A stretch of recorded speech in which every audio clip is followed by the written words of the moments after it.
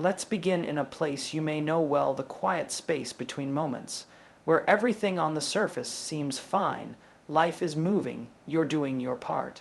You're handling responsibilities, showing up for others, meeting deadlines, answering texts, smiling when you need to, nodding when you're supposed to, and yet there's an ache, not loud, but persistent. A kind of background hum that follows you, even in your best moments. Maybe it visits you when the noise quiets down. Maybe it lives in that strange emptiness you feel after an accomplishment that was supposed to feel fulfilling, but didn't. Or maybe it shows up when you're alone at night, scrolling your phone, hoping for something you're not quite sure what. You might tell yourself you're just tired, or you might push it away and think, once I get through this week, this month, this phase, it'll pass. But deep down, there's a question forming, one you've probably carried for years, but never said out loud. Is this all there is? That question is not a sign of failure.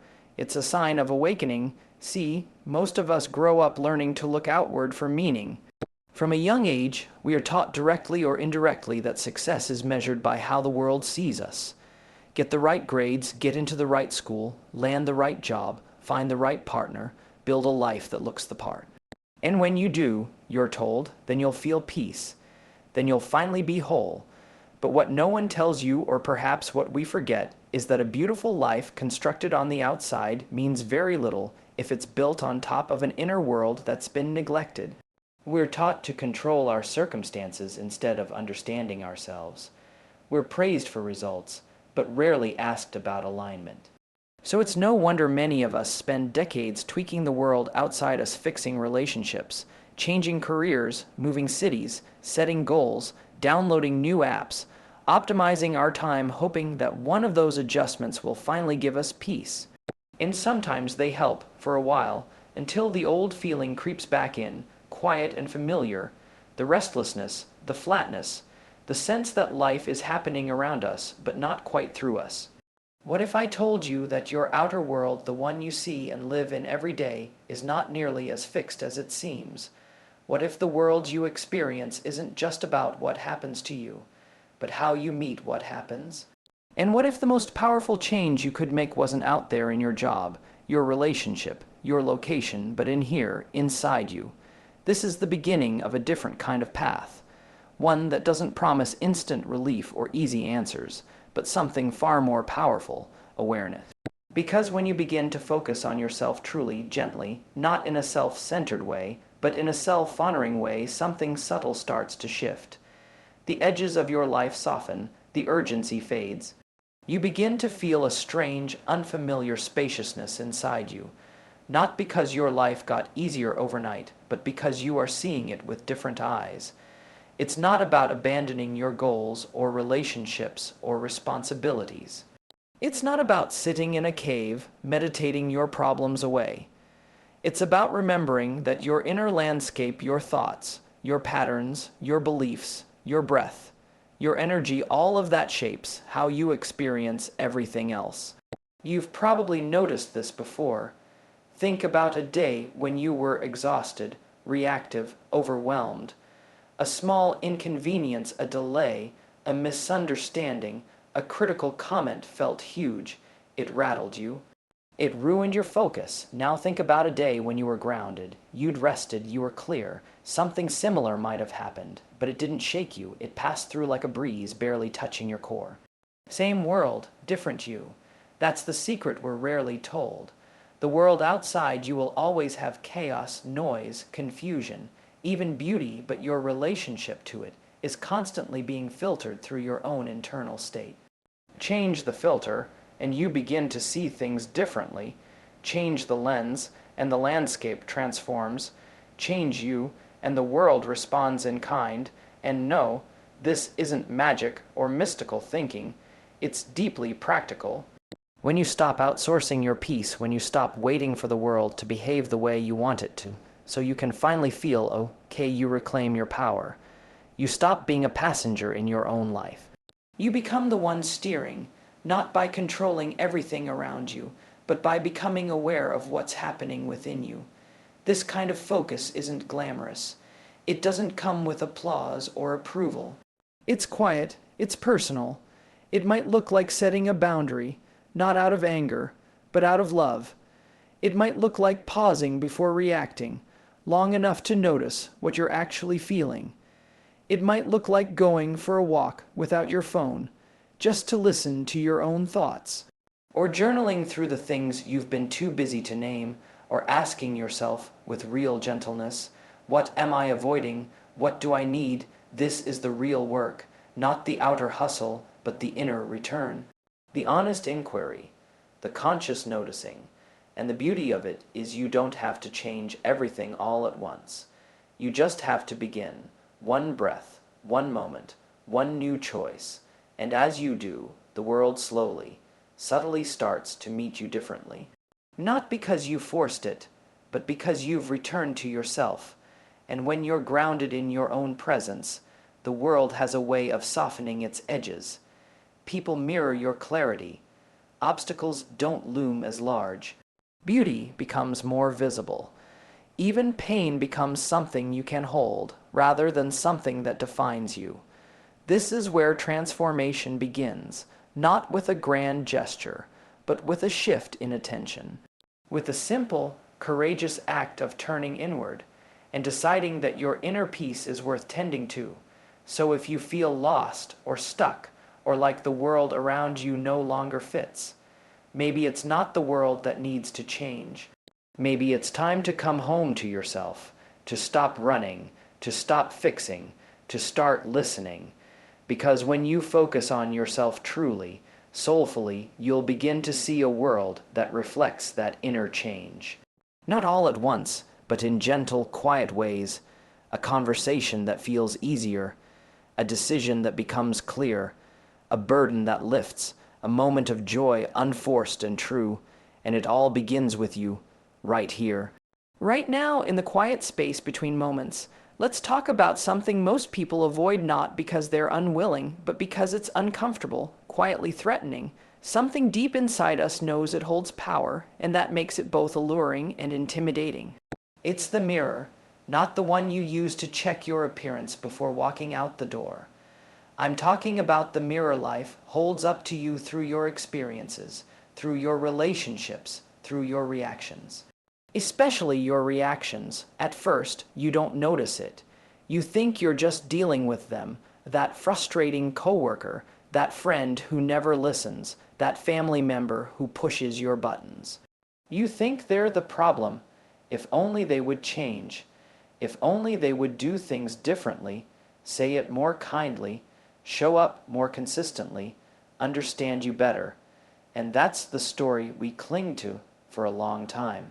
Because it's easier, it feels safer to believe the fault is out there, that the chaos, the tension, the repeated patterns, it's all because the world hasn't quite gotten its act together. But then it happens. Maybe gradually, maybe all at once, you start seeing the repetition, different faces, same pattern, different job, same overwhelm, different relationship, same arguments. And if you're paying attention, something inside you begins to whisper not with blame, but with clarity. This is not just about them.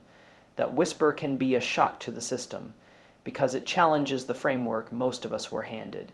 The one that says, if people would just stop being difficult, I'd be fine. But life, if you let it, is a brilliant teacher, and its lessons are tailored, not to punish you, but to wake you up. When someone frustrates you, when someone triggers you, when someone makes you feel less, then that experience is holding up a mirror.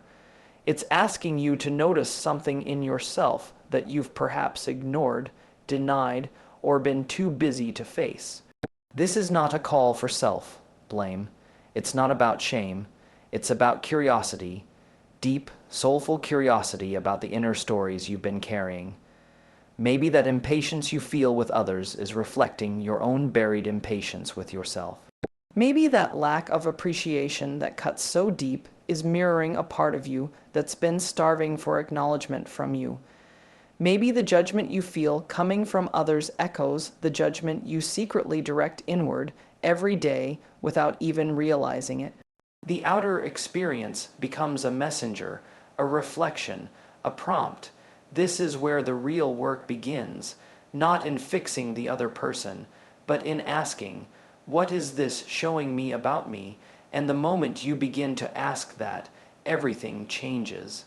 You shift from victim to participant, from reactor to responder, from one who feels controlled by life to one who's learning from it. It's not easy. This kind of inner work never is. It means you have to feel things you've numbed. You have to admit things that feel vulnerable. You have to own the parts of yourself that you were taught to hide: your fears, your insecurities, your needs, your truth. And yet, this is the most liberating kind of ownership there is. Because once you see the pattern in yourself, you're no longer trapped in the illusion that your peace depends on someone else changing.